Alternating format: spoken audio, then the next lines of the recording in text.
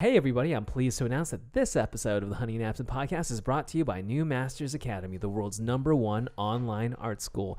Many of our teachers taught there, many of their teachers teach there too. So check it out. We have a link in the description below for a free 7-day trial. Check it out. Thank you, New Masters Academy.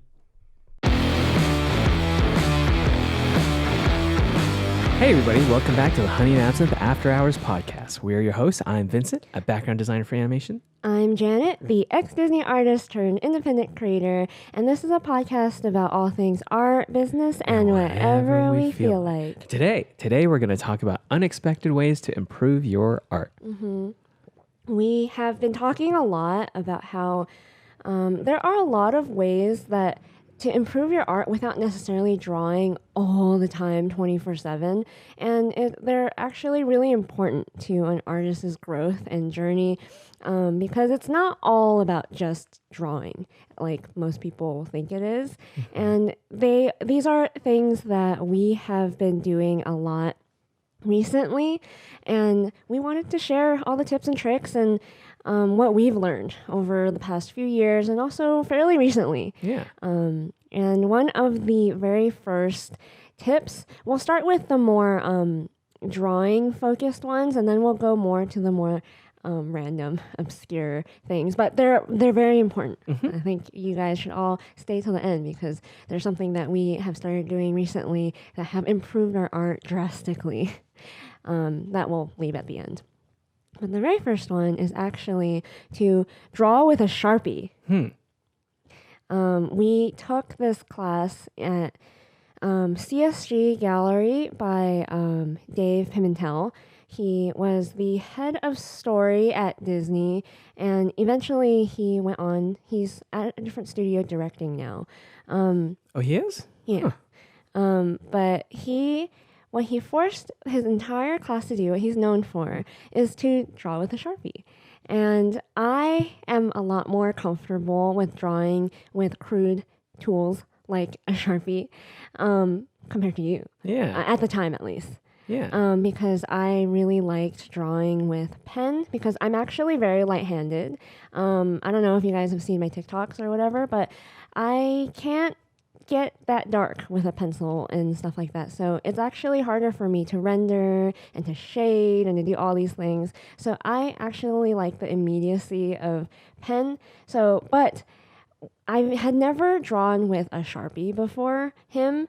But when he required us to draw with a Sharpie, it was a very eye-opening experience because you know exactly where you stand. I think at that point we were either looking for work or had already been hired in the industry. And I mean, I think once you get hired, you get a little bit of like, I made it. You get a little bit of validation. But when I started using the Sharpie, I realized exactly how butt I was at drawing. What about you? When you first told me that you wanted to take this class with Dave Pimentel, I wanted to take it too, simply because it was something that I haven't tried before, drawing with a Sharpie, and I didn't really think much of it. There's a whole culture of storyboard artists now, and I don't know. I feel like it's the very in vogue thing that people want to be. Storyboard artist? Yeah. But would you agree?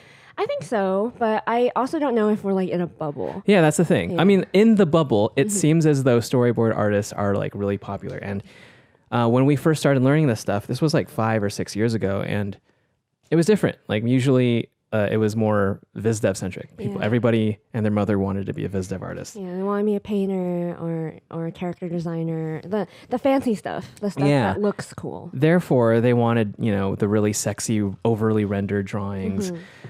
Being able to see every muscle group in the arm or in the abs or whatever it is, and like really showing the form and the shadows and things like that. Yeah. And that's all really well and good, and that's sort of how we were trained at school, in college. But the reason why I thought it was really important to learn this stuff was I think gesture is very important. I think you can dress up, your drawing with as much fancy frills as possible, but to get to the heart and spirit of the drawing, there's no better way than having a really blunt, dumb instrument like a Sharpie marker, which is purposely, the purpose is to mark stuff for like labels and to make things really clear. That's like the whole purpose of the tool. It's not there to make sexy lines. It kind of just makes one line. You could tip it back and forth to make thicker lines, but you only have one thing to work with. And that coupled with a piece of paper, it's like the ultimate test of what you can make. Yeah, and you really didn't like get it because I mean, you're more of a visual development background designer.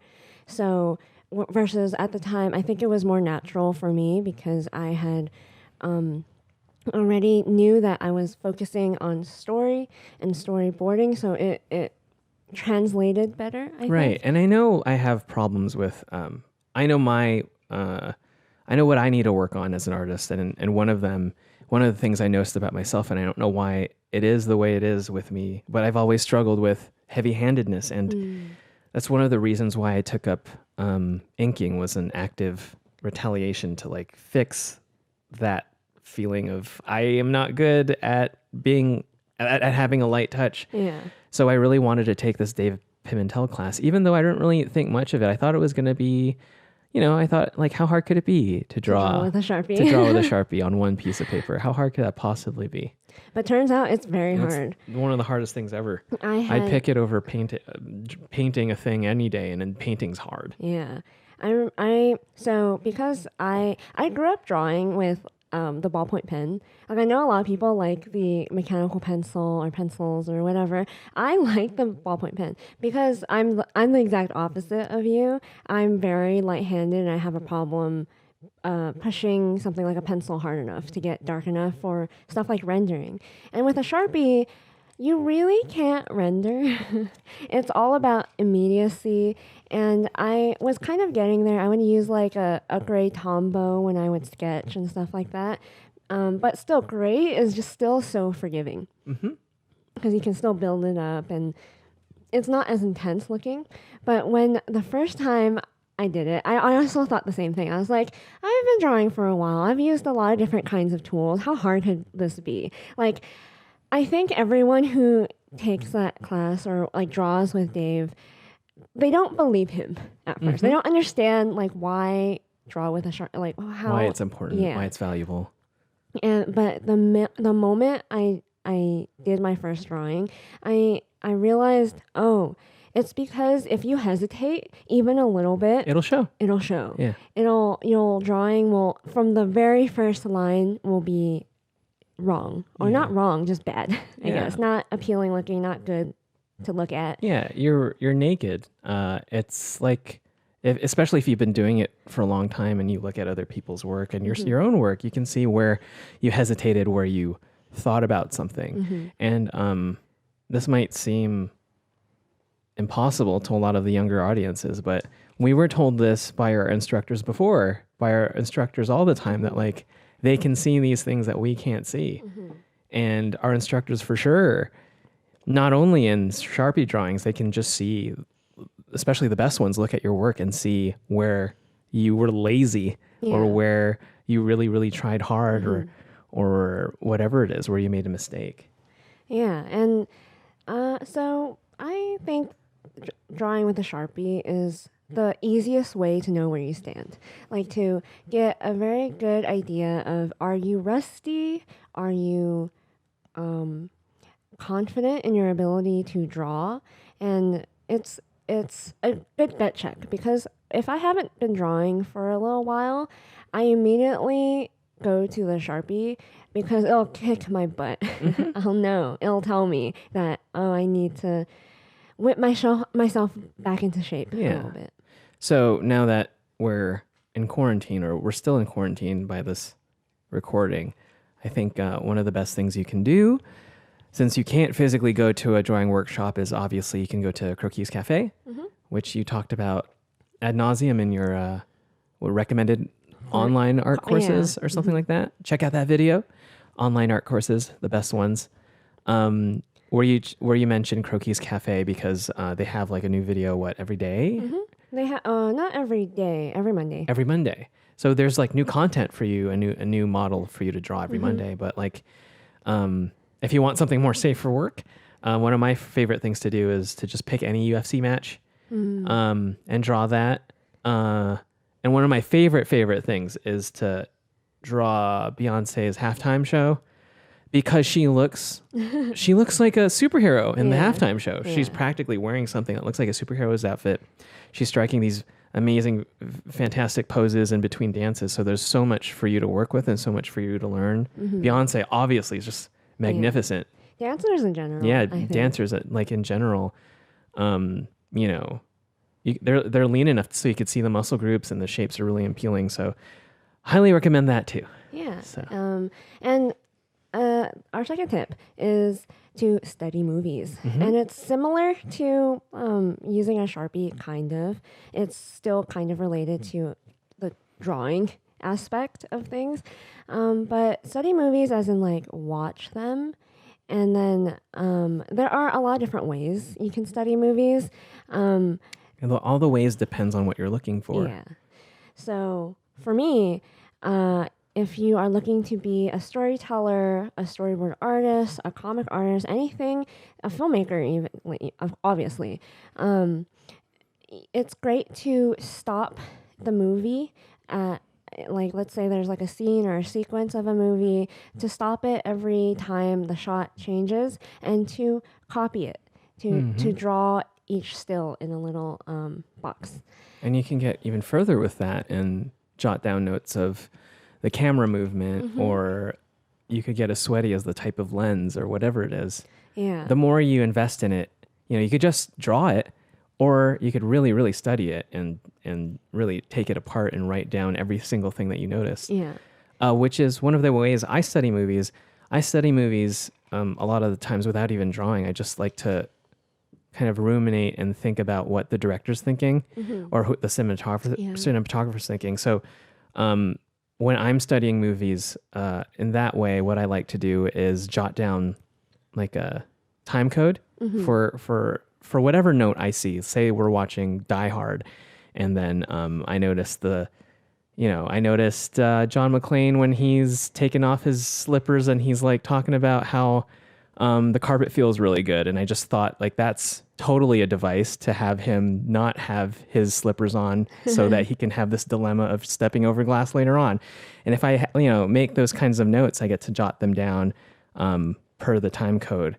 And what I like to do after that is to listen to the director's commentary or whatever it is. And the moment I'm basically in sync, or I thought of something that the director's talking about or has thought or considered before, I really felt like I'm really watching movies on a different level. But since you talked about studying movies with just drawing, and I study about just like observing and just jotting down ideas. You can also, paint.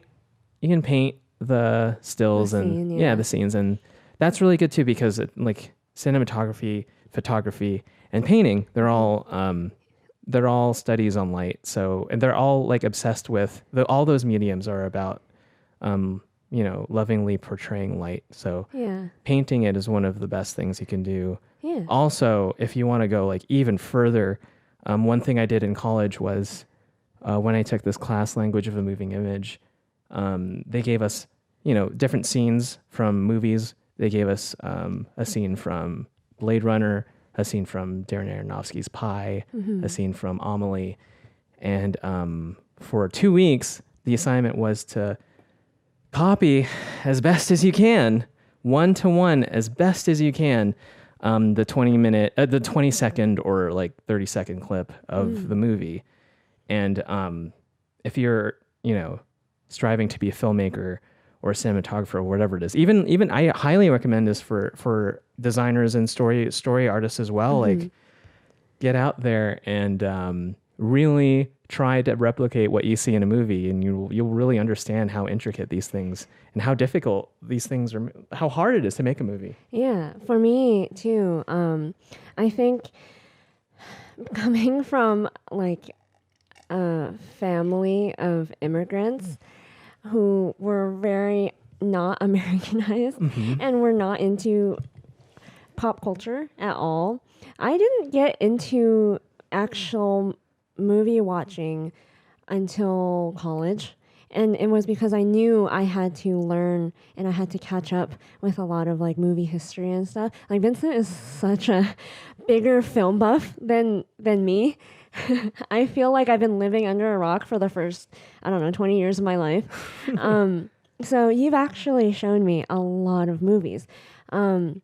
You in a way eased me into the horror genre because I am. I used to be very scared. How did I do that? You should explain for people how I did that. Well, I was very you started, clinical about. Yeah, you about started that. with like horror movies that were not so scary to help me get over my fear of jump scares and that kind of thing. So you started with I think something like Poltergeist, and you slowly moved up to something like Insidious, something more scary, and then you eventually moved into the more heady stuff like The Shining, and like this is a very like summarized. Like we watched so many horror movies, so many, and it really helped me get over jump scares, and I started really enjoying horror movies. And the experience, like it's different watching it at home and watching it in the theater. And as like a beginner movie watcher, it's really hard to jump into something like Kubrick movies or old movies because you're not experienced enough to, in a lot of ways, appreciate the movie.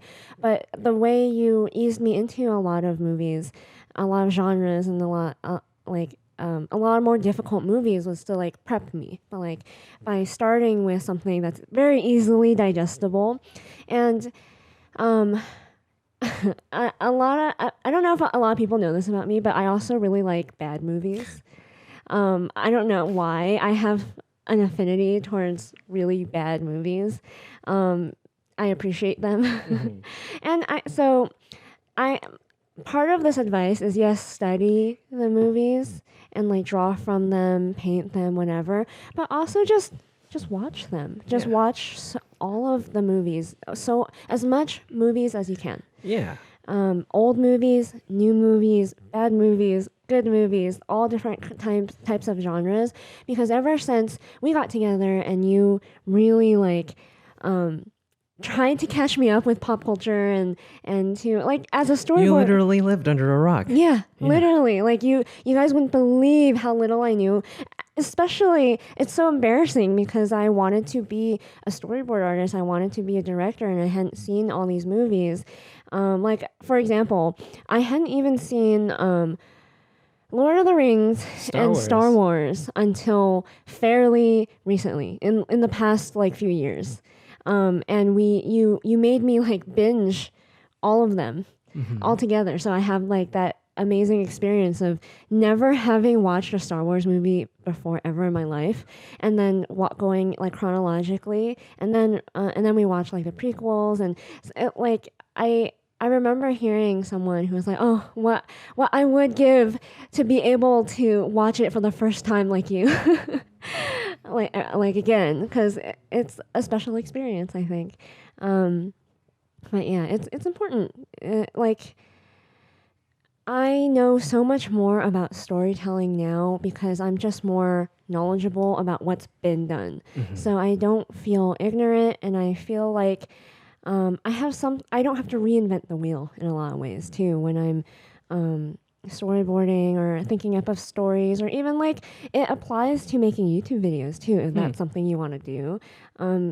To find little story moments and everything that you do will help, because at the end of the day, we're all trying to be storytellers. We're not necessarily like just an artist. And I think it's important to think of yourself in that way. So yeah, watch lots of movies. Lots and lots of movies. It's one of my favorite pastimes. Kind of related to watching movies is reading. And I know this is a really difficult ask. Yeah, I don't know how many kids still read. I know, it's so sad. When we were growing up, reading was a big deal because Harry Potter was a big deal growing up. So there was reading's huge, but I don't know how many people are still reading these days. At conventions, people ask us all the time how to improve their art. Yeah. And they always are super underwhelmed when we give them this piece of advice. Yeah, but it's really important. It is. So people always talk about art block, right? Mm-hmm. If you read, you will never really encounter art block because you're always read fiction and nonfiction, and fiction is the one that helps exercise your imaginative side of your brain. You are conjuring up visual images in your head while you're reading a lot of nonfiction books. You actually prefer nonfiction. I mean, fiction, right? And I actually prefer nonfiction. Yeah. What do you like about reading fiction books?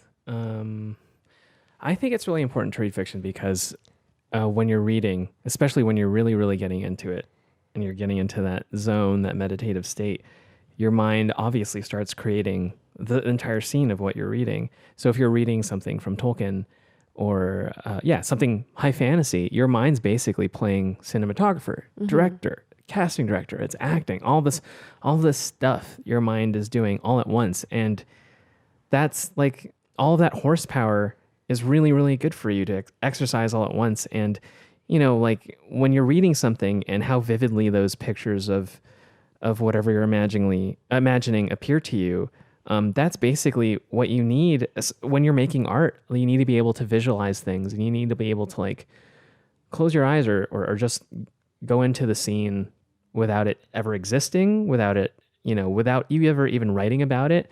A lot of directors talk about their dreaming time. Yeah. A lot of them like to either like take long walks or just sit in the couch or whatever it is and just dream up ideas. And in order for you to dream up entire scenes and hopefully make your own stories, it's very, very important to flex that ability to imagine and picture and play out an entire scene, and to learn the obvious stuff about like good narrative and all this stuff by reading a lot of fiction. Yeah. It's really important. For me, nonfiction is crazy. Like, you guys don't... I feel like there are people who don't understand how crazy real life can be. And I remember we were watching like Masterclass recently, and there was a director. You got me. So I'm 29 now. Happy birthday to me. Happy birthday, Vincent. 1 year closer to death. Oh, God. Dark. Ain't nothing like that. Ain't nothing like a birthday to remind you your measly existential existence. Anyway, you got me Masterclass. Yeah. And I was like wishy-washy about it at first because I didn't know how good these classes could be and how useful they could be. I assume they're kind of like TED Talks, but with creative people. Right now, I'm taking Martin Scorsese's filmmaking class and Annie Leibowitz's photography class, which is fantastic. I love Leibowitz's class. Yeah, she's great. Leibowitz's class is amazing. Yeah. It reminds me of being back in school. Yeah. Oh yeah. They are kind of like TED Talks, honestly. Yeah. They're more like TED Talks than like courses. Man, we should figure out how to get them to sponsor us. That'd be so dope. I know. Oh my God. Please sponsor us, Masterclass. We know you're watching. What was the point? Oh, nonfiction. And there was this documentarian. Man, I wish I could remember his name. Oh God. But there was like an ad I got on like YouTube or something where he was saying this is like the height of documentary stuff right now because real life is so crazy, so interesting. Real life is so, for lack of a better word, exciting. Yeah. It's pretty exciting. And once you start reading a lot of nonfiction books, you will start to realize, fiction is like a watered down version of nonfiction. Oh yeah. Because real life is crazier than anything fiction can ever do. Freaky, man. Yeah, it's bizarre. It's amazing. So it's beyond your imagination. Some of the events that's happened in real life. It's like wow. And plus, like for us, what we've been discovering too is our artistic filmic style, especially with YouTube and everything. We've been really like experimenting and doing a lot of different neat stuff. And what I realized after doing the Scorsese class was my sensibilities is very slice of life. Like I always love slice of life stories and the interesting things in the mundane. And, you know, reading, whether it's nonfiction or fiction, it helps give you inspiration. And even if it is like finding the interesting in the mundane, I think that's fascinating. Yeah. So, I mean, ever since, because we took a really long break from reading and stuff like that. And when we did have a lot of art block. But ever since we started reading a lot again or listening to audiobooks. Yeah, at the very least, listening to audiobooks. At the very, very least, listening to a podcast. It's really helped our art block. Like, I don't feel like we get art block all that often. Yeah, I don't think we've ever gotten true art block ever. It's more fatigue. Yeah. That's different. It's more fatigue and burnout and nothing sleep and a little bit of fun times, relaxation. It's how we were raised. Yeah. You know, we'd feel uncomfortable without it. And so now we're getting to like the really like obscure, not related to drawing at all. But before we do that, a word from our sponsor. So I've been listening to the Persuasion audiobook written by Robert Cialdini. I talked about him before. He also wrote the famous Influence book. And this new book is actually specifically written for people who want to grow their business and use these marketing techniques that he developed as a social psychologist, researcher, doctor. And if you want to listen to this book, it's really fascinating. It's helped me figure out human behavior and how to market our business. So if you want to listen to it, go to audibletrial.com/the Honey and Absinthe podcast. This is an affiliate link where you will get 3 free audiobooks, 3 free, F-R-E-E free, one free audiobook and 2 free Audible original books. They have thousands of titles, they have podcasts, they have meditation, and it's completely free for the trial on us. If you decide to sign up, it helps us out at no extra cost to you. It helps support this channel. So again, if you want to listen to these awesome audiobooks, go to audibletrial.com/the Honey and Absinthe podcast. So another tip is travel, at least for me. Okay, cool. I love traveling. Tell us about your love of travel. I really love traveling. I've always had this kind of wanderlust thing. Like, that's why I love travel vlogs on YouTube, and I love travel documentaries. When he was alive, I loved watching Anthony Bourdain, and that kind of stuff is just so inspiring to me because I like experiencing different places because you record those places in your mind and those places become sets for your stories in the future. And it's amazing how different places could be, even if they're kind of similar. So for example, we live in California. We basically live in a desert. But the desert of California is very different looking to the desert of, let's say, Nevada or Arizona. Or Palm Springs. Yeah. They're all very different. Each town has such a different vibe. And then the people in that town, too, are really interesting in how, like, different people from different places are... they think different. They act different. They are just different. Like, I remember when we went to Arizona for a convention for the first time, we felt like assholes. We were shocked. Because we are city people, for lack of a better word. We're like LA city people. And we're used to, like, getting stuff done as fast as possible. Go. Get in the car. Go to the freeway. All right. But Go. Yeah, but like the people of Arizona were so kind and they were so generous with their time and they're so helpful. And the way they just... I've never seen, like, usually people say thank you here. But a lot of them say, I appreciate you or appreciate this that you're doing over there. And I've never heard that phrase used so much in that way. Yeah, because we say thank you because it's what two No, syllables. it's not even enough. A lot of the times we say thanks. Oh, yeah. It's too, One thank syllable. you. Takes too long. But I appreciate you. And then it's like such And a long sentence. And it feels like it comes from the heart, at least. It does, yeah. I would hope so, yeah. It's those things that I love. It kind of like checks me. It makes me, in a way, feel small, and it makes me realize like there's this really giant world out there that I need beyond your bubble, beyond your preconceived notions about how human beings are. They'll surprise you from time to time, especially once you start traveling to different places. Yeah, so it's these experiences that help me become a better storyteller and give me a lot of inspiration of what to draw or what to do. And because most of the time it's not about like the act of drawing, it's about like wanting to do it sometimes. So traveling helps me. But you are a completely different story. Yeah, I don't like traveling. I hate it. I don't like it. It's uncomfortable. We have to drive. I have to pack. I have to forget not to forget anything. I'm really particular about my bathroom activities. Very particular. So if the bathrooms are uncomfortable in the B&B or the hotel, I'll probably be complaining the whole time. Yeah. I really don't like traveling, and I've grown to like it at least a little bit more.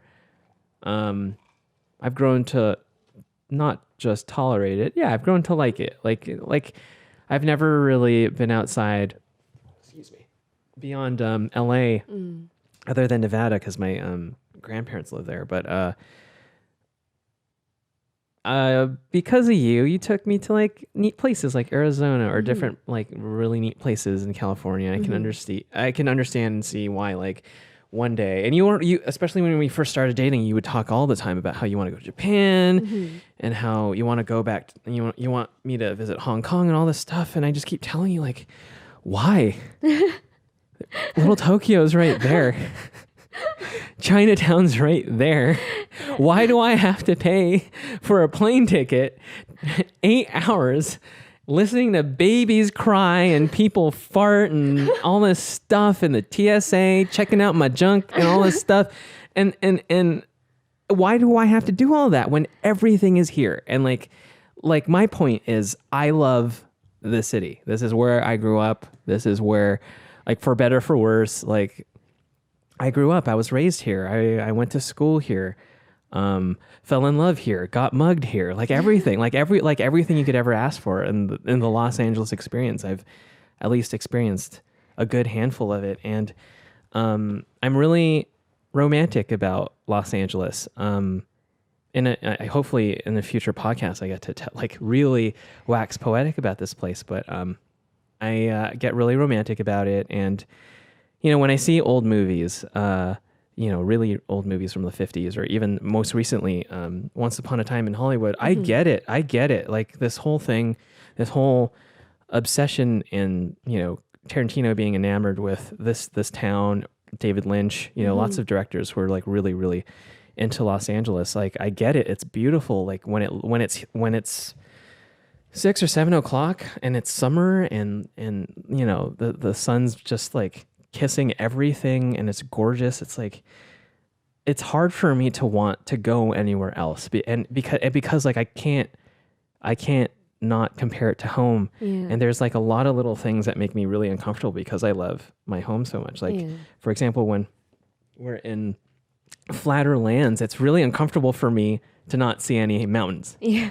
Like when it's all flat plain and there's not a mountain in miles in the horizon, it's uncomfortable for me. Because you're so used to like the LA hills, and the mountains, and it's actually really easy to go hiking here because we're kind of surrounded by mountains and nature, right outside the city.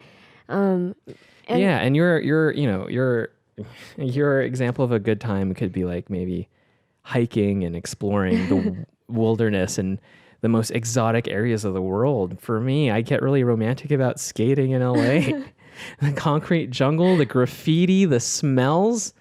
You get like one moment there's like Korean everywhere, and then 2 blocks away there's like Ethiopian food, and then another 2 blocks there's like Mexican food up the wazoo, and then another 2 blocks there's a Denny's. Like, it's great here. And like I'm like And that's why when you try to convince me to like, oh, let's go to Arizona, let's go this and that, I go like, what do they have there that isn't here? I like so much, so much. And you know, I think when we were discussing this podcast and like the topics we wanted to talk about, you had a really hard time contributing to this particular topic. So behind the scenes, when we were writing down these points, travel was the one I was least enthused about, and I was really racking my brain as to like. At the most, I remember writing down in our show notes, it's neat. Like, oh, it's kind of cool. I laughed. I was like, all you have to say is it's neat. Yeah, I'm like, that's the most I can say. And then I eventually followed up with, it's the most because like, I like, why, like I kept thinking like, I don't want to leave here. Like this is like everything I need is here. And then I realized like, that's actually a really great point. Yeah. Like I am someone who loves traveling, but there are plenty of people like you who are very... They like their home. You like your home. Yeah, I mean, it's not, you don't have to like love Los Angeles. You could love like your little hometown, Truckee, California. Like it doesn't matter where. Yeah, you have, and it made me realize like I find inspiration by going to new and different places and experiencing new things. You find so much inspiration just by being home here. Yeah, because there's so much to look at, and you haven't seen it all, even though you think you've seen it all. There's always something new to see here. Yeah. Because there's always something being rebuilt here. But for the most part, like I understand why you love it so much. You grew up in Arcadia. Yeah, in a suburban town full of little I don't know. While what to you call were it, in Color I was skating up and down the street, like really getting to know the area. And it was fantastic. I love LA too. It just doesn't feel like home to me. No, yeah, and I understand that. And it actually does feel like traveling to me. It does. To be in downtown LA or like the heart of the city, because I am not used to that life at all. So like in a way it freaks me out, and just like any kind of like travel to any kind of new place that it's not home. It freaks you out a little bit, but it's fascinating. I love when I'm not driving. I love staring out the window because there's so much to look at. There's graffiti. There's the people. I love people watching in LA because they're so interesting. Everyone is so interesting. The people in LA during this time too are hilarious. They're really, really funny. And it's just like, those are my people out there. Some wearing masks, and some not wearing masks. It's like, So travel or not travel, like finding inspiration in where you live. Explore. I mean, at least the very least is get out of your house. Yeah. Get out of your house. Yeah. Is the core of this tip for sure. Yeah. And this is something that is, I don't know if it's unique to us, but I think it's unique, especially after like listening and watching a lot of masterclass to directors and people who like have this need to be creative all the time, like big directors, everyone. We're all very eclectic people. We're artistic and we're creative, but not necessarily in this one thing. Like people like to pigeonhole you, in us, anyone, as the drawer, the royal you, painter, as whatever it is that you do. But actually, we recommend always learning like a new craft or having hobbies, because we're all kind of Renaissance people at the end of the day. Especially since we all live so long nowadays. And so like even we were talking about Scorsese, his interests are actually really vast, and that makes up who he is as a filmmaker. And for me, I have a lot of hobbies, but we had to pick like one or two. Yeah. So if the hobbies that we do could fill up probably 2 or 3 podcasts. We just can't not be creative at everything that we do. It's kind of like a curse. Yeah. But I grew up loving dance, and I am a very active person, so I love exercise. And what that craft in particular taught me, specifically exercise, is self-discipline.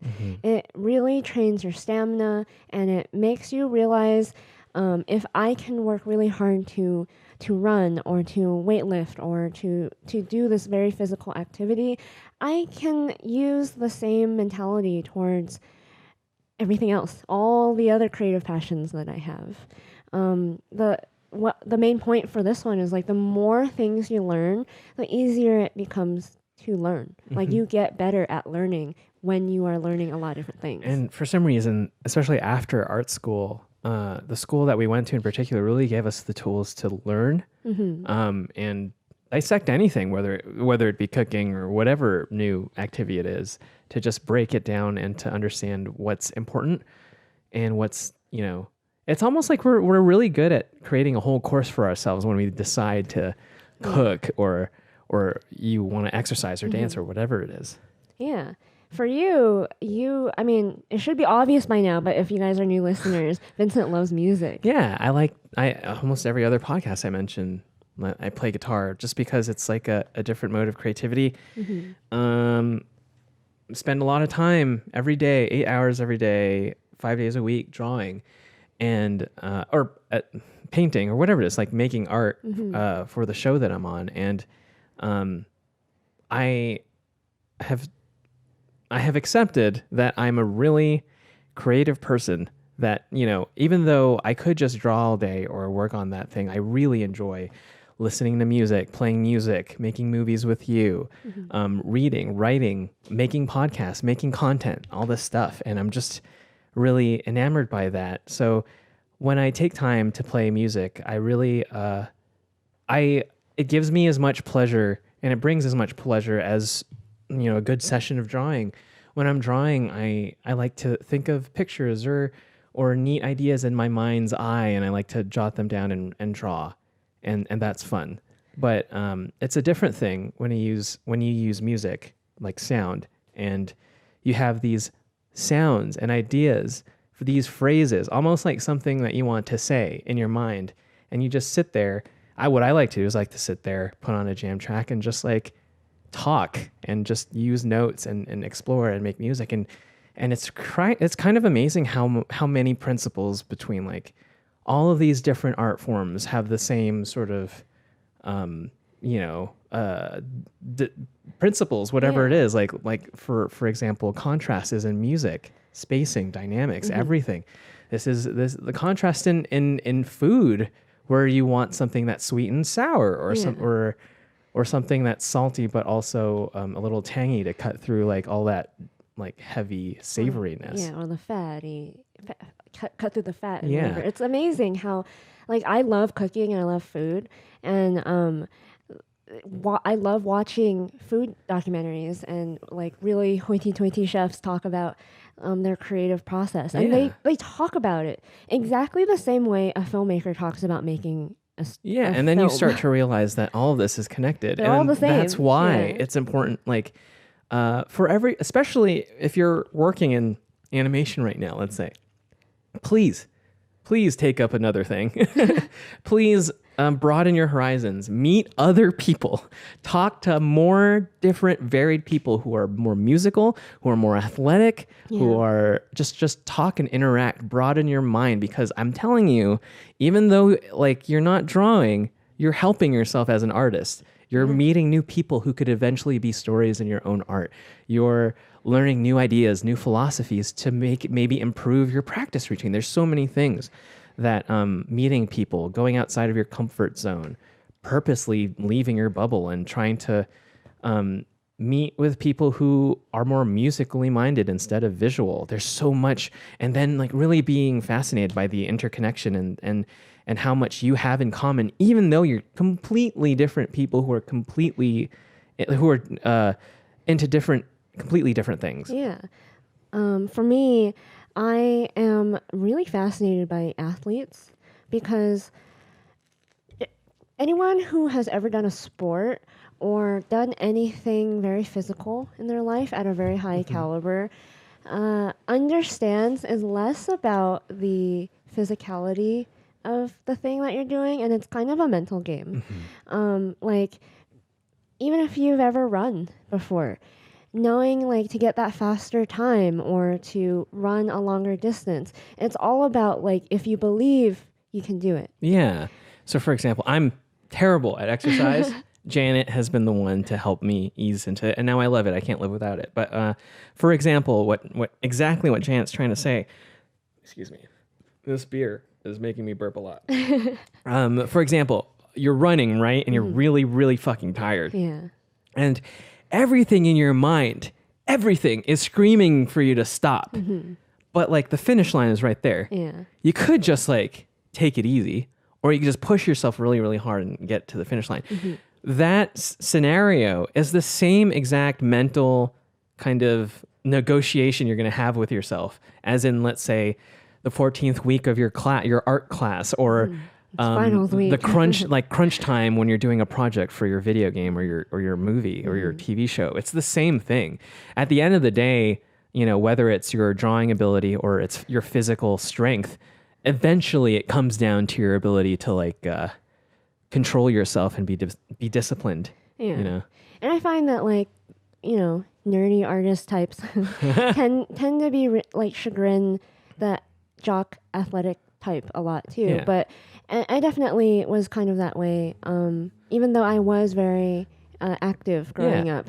But when we started going to the gym and knowing that, like, seeing people work their butt off to lose a little bit of weight, even if you're old, even if so inspiring. like I am so inspired by people who are overweight or old, but they're still doing it. Yeah. They're working so hard at the gym, or even like people who are regulars at the gym who I see all the time. They're like beautiful Greek gods and goddesses, but I'm like, damn. And everyone's like staring at them working out. Yeah. You worked so hard to look like that. Congratulations. Oh my God. I see that, and like I miss the gym. Like I miss being around people who are this dedicated to improving the self and protecting their mind, like and stuff like that. It's really it's seductive to think it's just about looking good. And of course, I'm not going to deny that's like a huge reward, looking great. But feeling great and clarity in your mind is to me so much more important than looking good. Yeah. It informs your decisions from day-to-day stuff. It informs how you behave at work, and it informs your performance at work, Yeah. So ever since you started introducing me to exercise, I can't go more than 3 days without it, or else I go crazy. We all go crazy. Yeah. I feel like the world is going a little crazy right now. Yeah, and that doesn't mean that I'm not going to fill my face with ice cream or whatever it is. Like clearly quarantine hasn't turned us into Greek gods. Yeah. But still, it's that rush. It's it's the feeling of that after post-exercise feeling where you feel more relaxed and you have that nice little vibrating tingles of like having a really good workout or whatever it is. Yeah. Just to set yourself up for the rest of the day. Yeah. Or to help you fall asleep at night. Whatever you need to use it for. Yeah. So it's great. Yeah, take up a craft. It really helps you learn better, and I think we tend to feel guilty when we're not doing what it is we're really hustling hard for.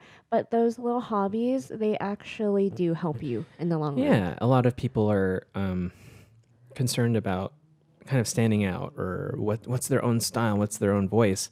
Well, you have to find that for yourself, it seems like. At least, like, it's not like I have the answers. It's not like I found it either. But I've discovered that I get closer, or I get to a place of really deep inspiration when I'm not at home just practicing how to draw a hand all day long. Like how much of drawing the most, a basement dweller do you have to be to just like there's so much talent that you're forcing yourself to like make or perform, whereas in like you could just go outside and be inspired by like real life stuff and have that inform your art too. Like you can train for as long as you want, but at the end of the day, it's like, what's your experience as a human, and what are you bringing to the table? And it takes time. Like, it's not, like you said, it's not like we have found the answers or anything. But we're having a damn good time enjoying the process of finding it. Yeah. It's important. And finally, the very last tip, which we teased at the beginning, how like amazing this one is. I hope you're not underwhelmed. I mean, if you are, don't knock it till you try it. Yeah. But- Don't knock it until you try it. Yeah. And it's to learn how to use a camera. Learn how to use your camera. Learn how to use your camera. Oh my God. Vincent just shook the camera. The camera. And it doesn't need to be an expensive camera. It can literally be your phone. No, can't be your phone. You can't. Point and shoot. Point and shoot. Yeah. A camera that has shutter speed, aperture, Yes. and ISO. Which I think maybe the new iPhones have. I think they do. We just haven't figured out. Yeah, how to use it. But I'd highly recommend any camera, just any camera that's not your phone. And this is actually something we learned very recently. And we're still in the process of learning right now, and we're obsessed with it. That's all I'm obsessed. thinking about right now. Like, I'm just ready to like finish this podcast so I could learn more about it. Yeah. So being artists, we think, well, why should we learn how to use a camera when we can draw whatever it is that we want? Literally the sky is the limit. But using a camera is like figuring out how to paint for the first time. Mm-hmm. It's very, very similar. Mm-hmm. And for me, let's say you want to be a storyteller, a storyboard artist, a director, whatever. I didn't realize how little I actually knew about storytelling because I've did before. Storyboarding for animation versus actually know how to cut together a live action video for like even YouTube, even something as simple as YouTube is so different because then you start getting into the psychology of what lenses do and what different close-ups do and what every little setting, when you change it even a little bit, it affects psychologically how you feel. And it's this more I don't want to say like experience thing, like more difficult, like advanced thing that you need to learn. It's actually like anyone can learn it at a very basic level. And it's really good if you want to be a storyteller.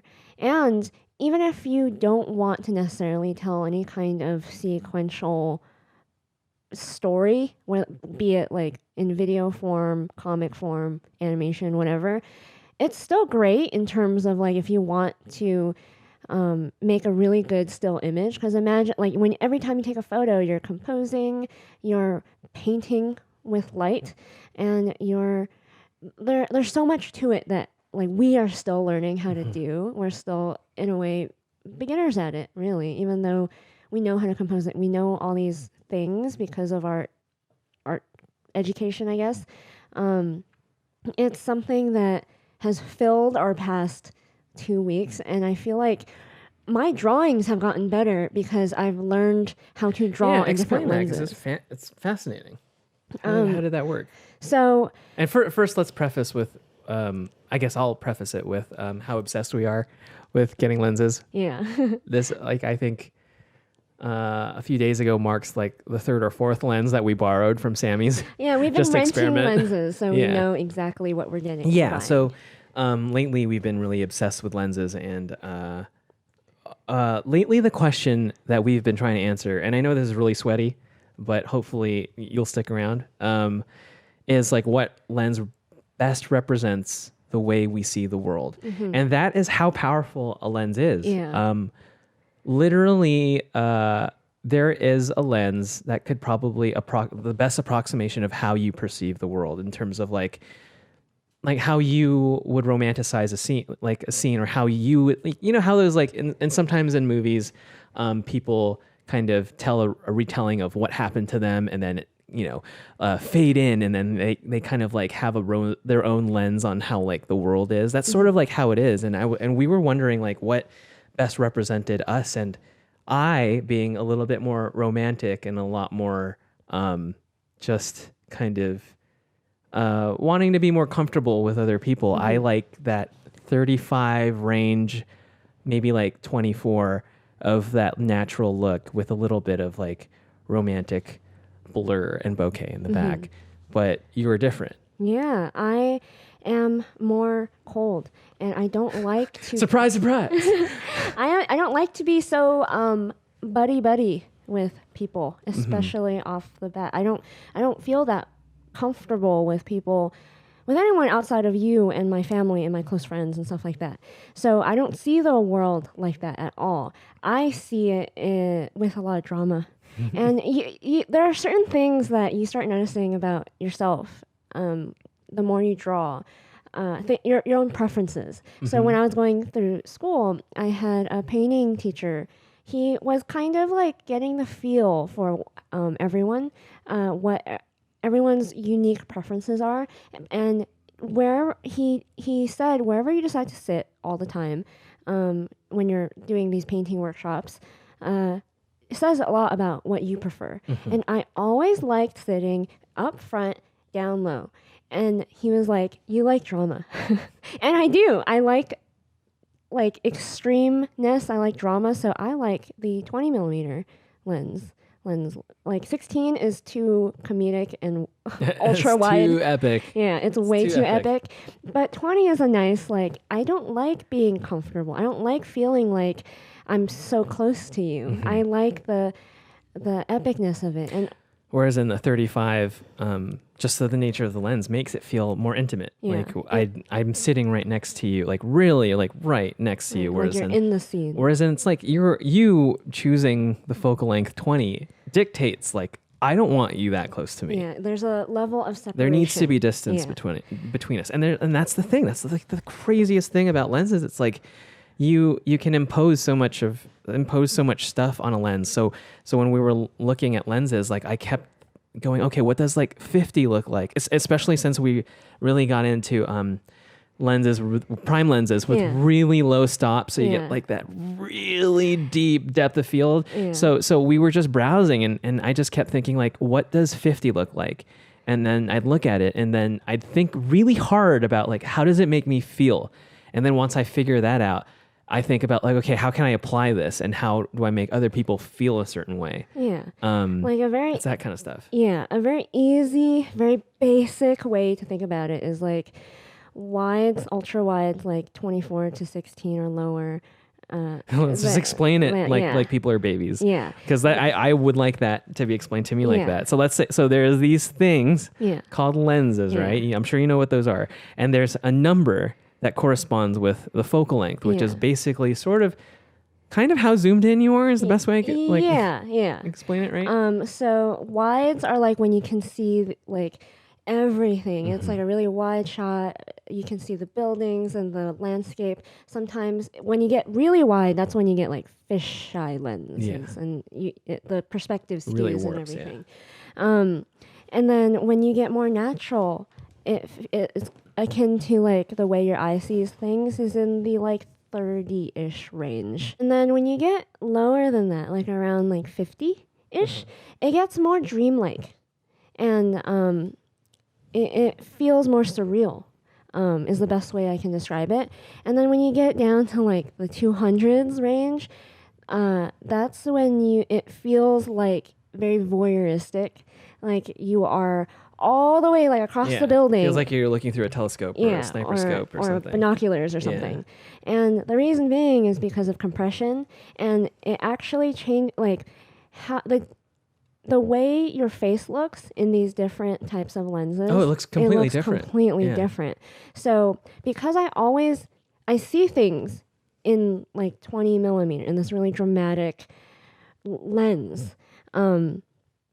I always struggled with getting that kind of dimension that I always wanted in my drawings.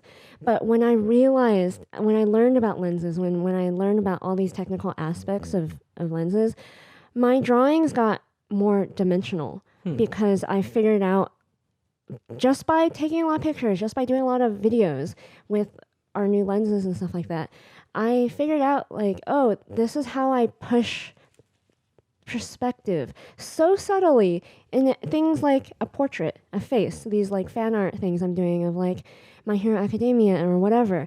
I'm learning how to achieve the dimensionality of like a 20 millimeter lens, which is something I never really thought in those terms before. And when we started watching movies again, like we want to rewatch all the movies because I feel like I want to rewatch every single movie I've ever seen because it's complete. Like I described with lenses, it's like these directors know that. Yeah. And they literally use these lenses to put us in a frame of mind to see things. Yeah. And it's never super complicated. As far as we noticed, it usually sticks to like 2 or 3 of the same focal lengths. Yeah. And lenses depending on the movie or whatever it is. Or the director's preference. Or what's happening in the movie, story wise. But it's a fascinating new thing to discover. And like, I don't know how. Right now we're shooting on a point and shoot, and this point and shoot basically has everything you need. It's the RX 100 version 7, Sony RX 107, and it has everything you need to learn, I guess, what we're talking about. Even though you can't really change lenses, you can zoom in and then it simulates which is similar to what the new iPhone does, I suppose. Yeah. It simulates like 20 millimeter and it goes all the way to, I think, 80, 70. 200. 200? Yeah, it goes Yeah. Wow. And it goes as low as 2.8 stop. Yeah.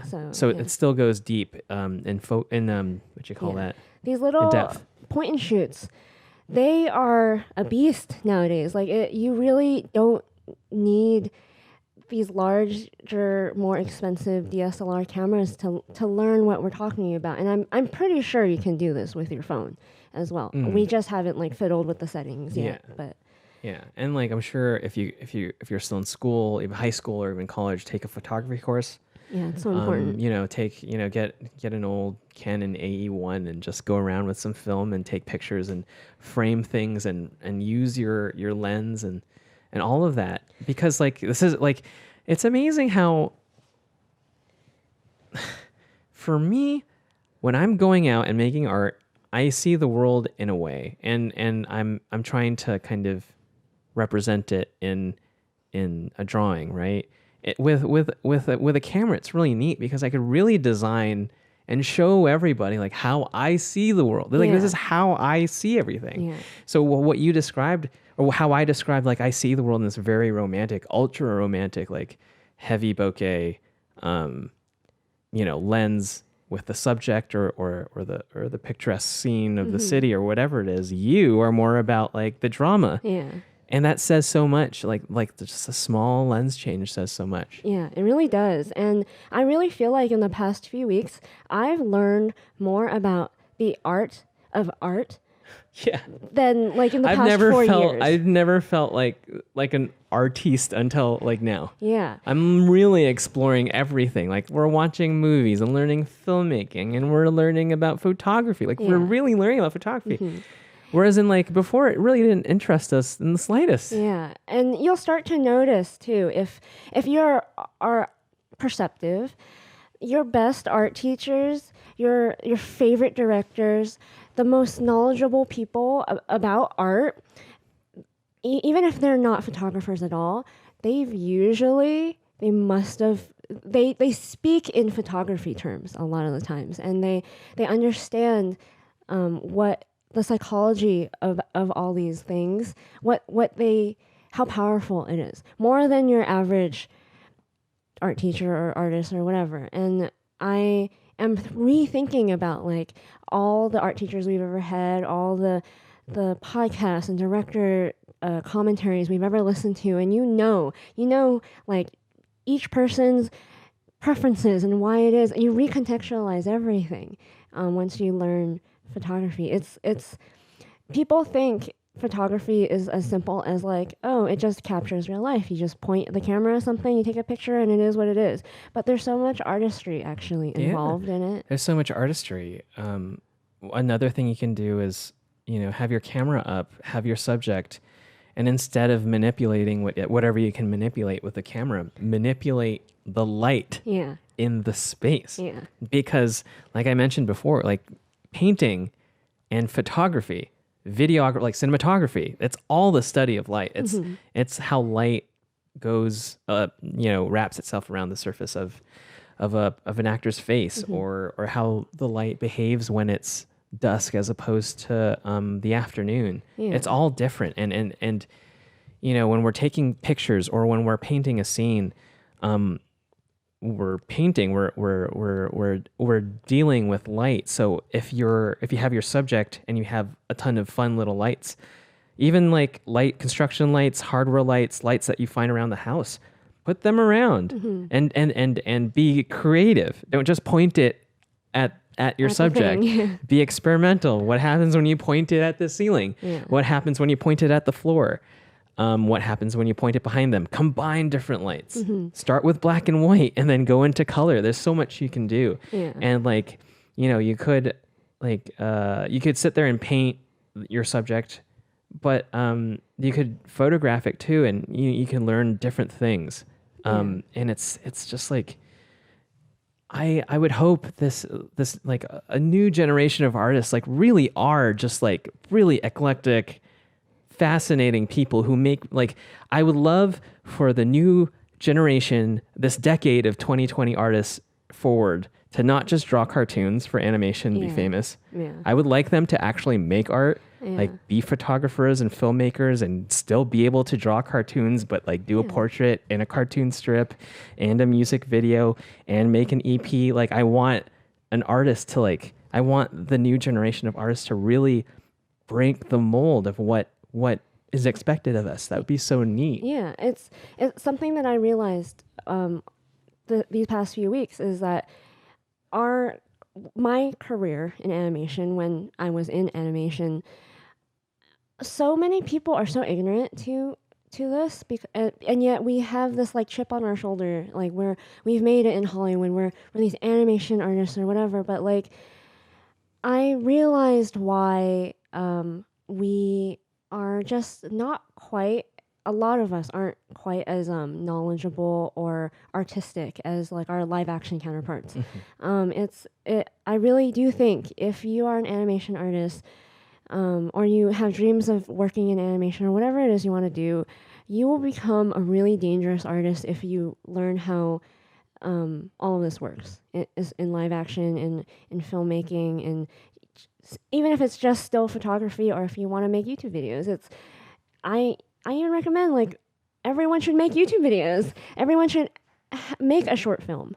At least once. Have the experience. Have that experience at least once. And it'll change your view of everything. And I feel like the best artists out there, they've done it before. Yeah, I feel like the best artists out there, like the really good ones, get bored easily and aren't satisfied with just the thing that they're known for. Yeah. There's so many times where I've listened to directors on interviews, and I had no idea they painted. I had no idea they play clarinet. I had no idea they did all this stuff that I'm like, oh, of course, you're just a creative person. Yeah. At the end of the day, like I want to like remove this preconceived notions that all artists do is, draw and paint. Yeah.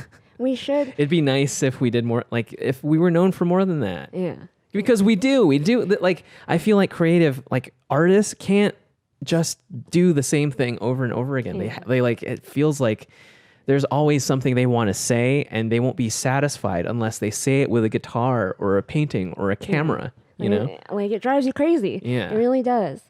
So I hope these tips helped you. I hope so. They're kind of random, but they do honestly work. Yeah. Let us know what movies you've watched, what things you've read, where you went, what new thing that you picked up, or what you learned with your camera. Let us know. DM us on Instagram. Let us know in the comments below, because we're really passionate about this stuff. This is the stuff that we're doing right now. We don't, as much as we love it and as much as we encourage all of you to do it, we're not doing the whole, drawing 8 hours of figure drawings and stuff. We're exploring, we're watching tons of movies, we're reading so many things, we're learning so many, we're watching lectures on Masterclass, we're learning. Janet bought me a Canon AE, also for my film camera for my birthday as well. Hardcore. Yeah, we're gonna learn how to shoot. And we're gonna share it together and shoot it on film, and hopefully we make neat content like animation artist learns how to do photography. I don't know. Shooting on film for the first time. Yeah, shooting on film for the first time. So it's really exciting times. I hope you get excited with us. And it's a long life. Explore. Make music, make art, take pictures, write something. Yeah, I hope this is You know? all inspiring. It's Yeah. inspiring me to get to work right now. Draw. Soak up the entire world and create. Like learn and like soak up the world and then show me what your findings are. Yeah, like fill up the tank, release the tank. Yeah, fill up the tank, release the tank. Fill up the sponge, expulge the sponge. Yeah. So, like and subscribe to our channel. I know many of you probably have been listening to this podcast and you are not subscribed, so subscribe. I've heard a lot of YouTube people saying that lately. That's a thing. People like don't subscribe. They'll just watch whatever YouTube recommends, and like YouTube knows that you like our content or whoever's content, and they'll keep showing. But then you will never subscribe. So subscribe. Yes, please. Share this podcast with your friends. It's the way podcasts like this grow, honestly, and it'll help support us. I am wearing the Run shirt right now. We have merch, so go to honeyandabsinthe.com to buy our merch to support us. We are on Spotify, Apple Podcasts, YouTube, and so find us on all the podcast listening services that you frequent, and follow us on Honey and Absinthe on Instagram and TikTok and YouTube, and we'll see you in the next one. Bye-bye. Bye-bye.